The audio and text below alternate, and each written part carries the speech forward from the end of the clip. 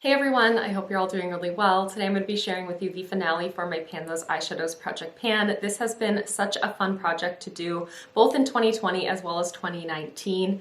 I had so much fun with this project. It just really gave me an opportunity to play with eyeshadow palettes and just eyeshadows in my collection that maybe I wasn't otherwise drawn to, and it really inspired me to come up with some interesting color stories. I really feel like through this project I have learn to explore color so much more and pairing different colors together in a way that I may have never done otherwise, honestly. And of course, the whole goal of this project is to hit pan on as many shadows as possible, and I really do feel like I've been able to hit more pan in my eyeshadow collection than I have in years prior, and I'm really thankful to this project for that.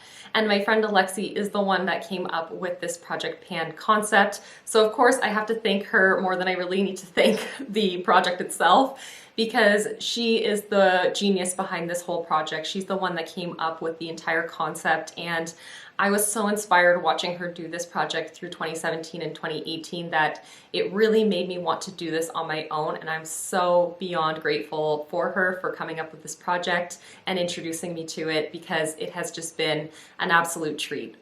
It's been a blast. It truly has been. Now, I did say in my last update that unfortunately I will not be introducing this project immediately in 2021, but I will be coming back with it eventually. I'm thinking like March or April, but I can't make any promises until I really know what my lifestyle kind of looks like.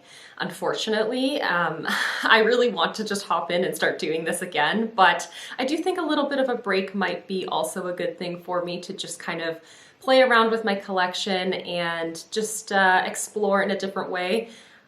Who knows? I'm sure I'll be back around to this project very soon, because I absolutely love it so much. But today we are going to be wrapping things up for the time being, and I do have some progress that I'm really looking forward to sharing with you to wrap up this project. So let's just hop on into all the progress I made over the last month and a bit.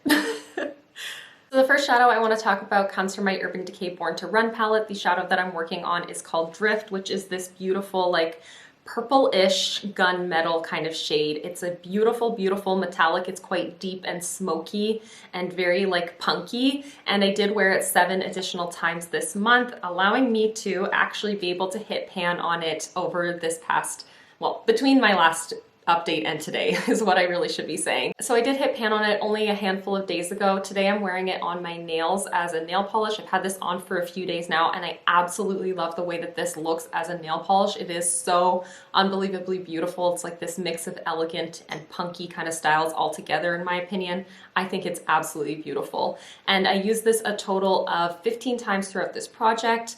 I did wear it 4 of those times as a nail polish, and that does use quite a bit of product, so that's why I was able to hit pan on it in those 15 uses.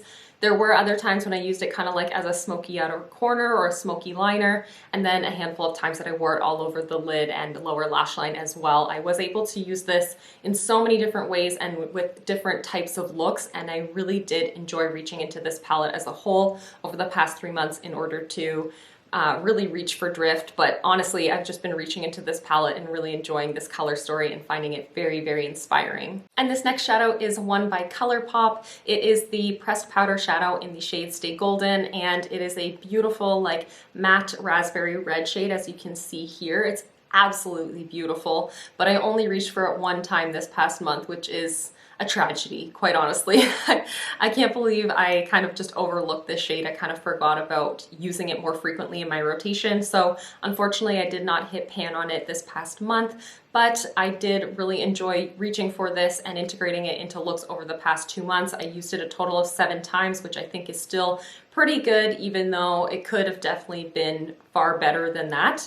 It's still not terrible. I think this is a really pretty shade. I've just been really drawn to doing more like warm tones or greens and golds. Like, that's just been my vibe recently, so this has been something that I definitely overlooked, but 7 uses is better than perhaps it would have been if it wasn't even a part of this project. The next shadow comes from my ABH Norvina Volume 1 palette. It is the shade B2, which is a beautiful like coppery bronze kind of shadow. This is really stunning in the swatches, but I'm gonna be honest, on the eyes I don't find that it's quite as impressive, but you have seen me wear this a lot in my videos over the month of December because I reached for it 9 times in this past month since my last update, and I did end up actually hitting pan on it. So let me show that to you. I can't seem to open the palette though.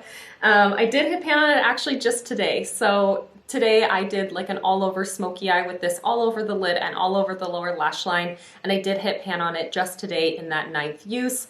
One time this month I did wear it as a nail polish as well, so I had that on for a few days and it was so pretty. It pulled very, very warm because I had a warm brown polish underneath of it, but on my eyes I find that it kind of leans a little bit more neutral to cool. Depends what I pair it with, but it definitely has like a smoky kind of undertone that I find doesn't make it as impactful as it is when you like really apply it with a finger in a swatch. When I kind of buff it out with a brush, it just becomes the like dusty undertone. So I don't love it as much as I probably would have loved maybe like a standard kind of bronze shade, but either way, I used it 16 times throughout this project, which is great. Like I said, one of those times was as a nail polish, and that's how I was able to hit pan on this in 16 uses. I think if I hadn't used it as a nail polish, it probably would have taken me more like 20 or so. But I'm really happy actually that this project gave me an opportunity to play with this palette 3 different instances. So I had the matte yellow, this bronze, and this hot pink in this project all at various times. And I was able to play with this palette and use it in a diverse amount of ways, even though this isn't a palette that I absolutely adore in my collection. But it's been an interesting adventure through this past year, and I definitely look forward to continuing to use this palette in this project in the future because it has been actually really eye-opening to use this with different color stories and in different ways, because when you initially look at this palette, it does definitely read as like a purple pink palette, but I've come to realize how much more diverse and interesting it can really be. This next shadow is also a single from Colourpop, and I rolled it in my last update, so it's only been in this project for 1 month. It is the shade Wait For It, which is this beautiful coral peach kind of shade. I think this leans kind of more peachy in the swatch, but for some reason on my face I find it pulls very, very pink. I'm wearing it kind of today as a little bit of a blush base, but then I put a more neutral blush on top of it, but I definitely feel like it's a very heavy blush look. Anyways, I've reached for it 15 times in this past month, using it both as an eyeshadow and as a blush like I did today. And I have not yet hit pan on it, but 15 uses I think is really great. I will clarify that is 15 instances, so there were days where I wore it on my eyes as well as on my cheeks, and I counted that as 1 use exclusively. I don't know why, but that's the way it works for me. I don't want to mark down that I use something as 2 different uses in 1 day unless I redo my makeup for the day. I'm not sure why my brain seems to work like that, but the dip in this is real. Like if I had another week or so in this project, I could probably hit pan on this, but I have not. I don't know where I was going with that. I have not yet hit pan on it. But regardless, it was really fun to reach for this and use this and integrate it into looks. In my last update, I did have the shade Roxy from the ABH Subculture palette, which was very comparable to this. So this was a really easy shadow to just kind of transition into this project and use it in the same ways as that shadow.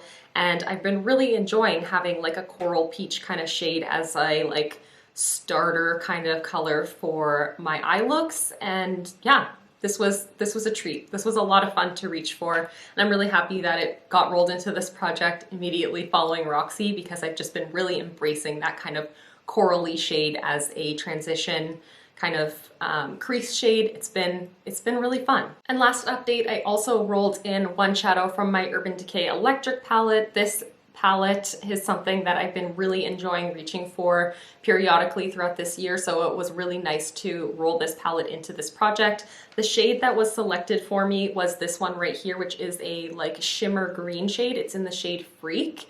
It is a beautiful like limey green with a shimmer finish, but I actually used it quite a lot as like a crease color.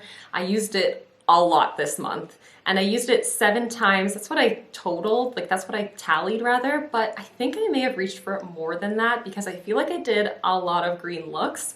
Either way, 7 uses for this formula is definitely nowhere near enough to really show a lot of a difference. So there's a little bit of a disturbance in the pan, but quite honestly, this is not looking near as loved as I would like it to. But I was really happy to integrate it into looks over this past month. Regardless, I think this shade is just so special and so spectacular, and I loved using it with like olive greens and yellow greens and bronzes, everything. It was so fun to play with, so I'm really happy I rolled it into this project even though I knew there was no way I was going to be able to hit pan on it in a month.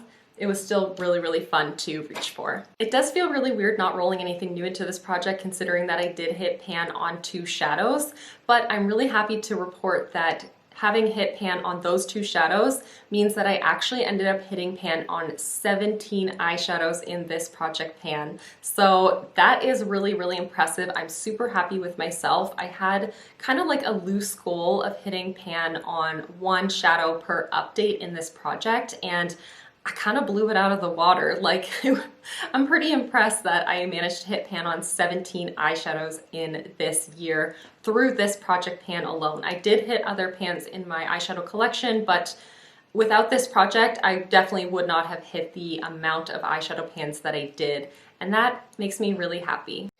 Sorry, it's getting super bright outside all of a sudden. It's like been gray for weeks on end, and now it's getting sunny, which I'm super, super happy about. But let's talk my pan percentage actually. I know a lot of people talk about this very frequently in their updates. It's not something that I tend to keep like at the forefront of my mind when I'm going through this project, but it's really interesting to look back on the year and talk about where I'm at now. So I have 362 total eyeshadow pans in my collection. That's eyeshadows with and without an actual pan showing in them. That's a lot of eyeshadows. So I definitely want to work up my percentage, and I probably don't want to keep acquiring eyeshadows in 2021. But I have a total of 47 eyeshadows in my collection that do actually have pan on them right now, which I think that's pretty good. 47 out of 362 eyeshadows equals 12.98%, so just shy of 13% of my collection has pan in it. That's pretty freaking good in my opinion, and I'm really happy about that number. Next year, I would maybe like to see that go up to something like 15 or so, like 15%. But I'm not really one to set goals like that for myself. I just kind of want to see where the journey takes me and kind of see what ends up happening throughout the year. And looking back on the year, I started last year in December when I wrapped up my project last year. I had 9.57% pan percentage in my collection, and now I'm up to 12.98. So I'm pretty damn impressed even without setting any kind of goal for myself. Anyways, I feel like I'm rambling quite a lot because I don't really want to let this project go, but I do want to say a huge thank you to all of you for watching and supporting this project throughout this year. You have really encouraged me to get to this point where I was able to hit 17 pans in my collection and get my pan percentage up, and just going through this project pan throughout this past year has been a really fun experience for me. So I really want to thank you for being here and watching, and I do want to actually really thank you for 10K on my channel as well. I'm still kind of like mind blown about that. I can't comprehend it, but yeah, a huge thank you is definitely due to all of you. So thank you so much for being here and for watching and for supporting me and just for commenting and interacting and just being a part of this little community here. So thank you so much. Thank you endlessly. But that is going to be everything for today's video. Thank you so much for watching and for hanging out with me, and I'll see you in the next one. Bye everyone.